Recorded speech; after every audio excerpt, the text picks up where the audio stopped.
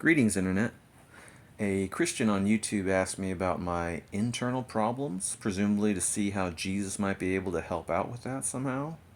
Here's my response. Our emotional rough draft presets are largely set by the environments of human prehistory, and they do not readily scale with modern life.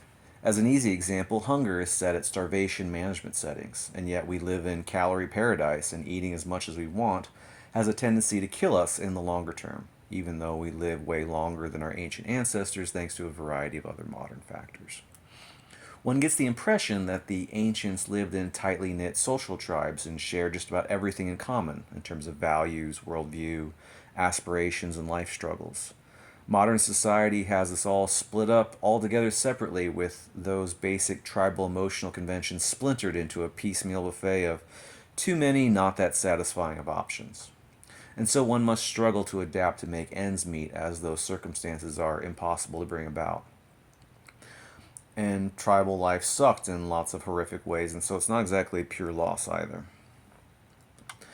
Jared Diamond's books about tribal life in New Guinea have been very helpful in terms of putting modern life in perspective. Jonathan Haidt's books have been tremendously helpful in analyzing and understanding my moral desires. Richard Carrier's books have been very helpful in terms of careful thinking and having a complete worldview.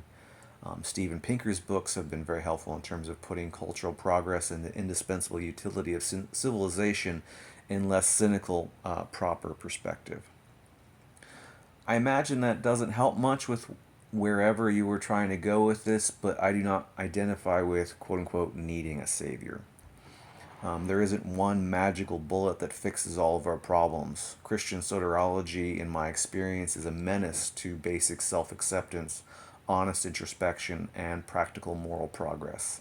It sowed and fueled extremist and existentially entitled mindsets that were personally and socially toxic and unchallengeable. It teaches you to hate yourself for existing and presume there is always something horribly wrong with every iota of one's mental life. It displaces you from taking basic ownership of your mind and your life, and horrifically hitches you to the chaos of the great unknown, given that interaction from the authority of God is a neurotic exercise in existential tea leaf reading. I don't at all miss being tethered to the immense millstone of ancient human moral error that we get from having to consider the Bible authoritative.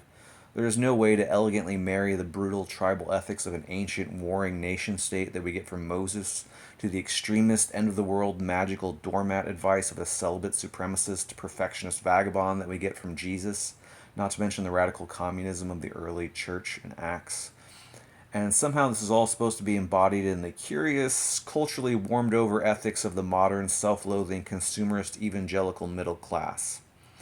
I can't string all of that together and still pretend I have an honorary place in the modern ideals of things like Star Trek and the UN's Universal Declaration of Human Rights, nor do I want to.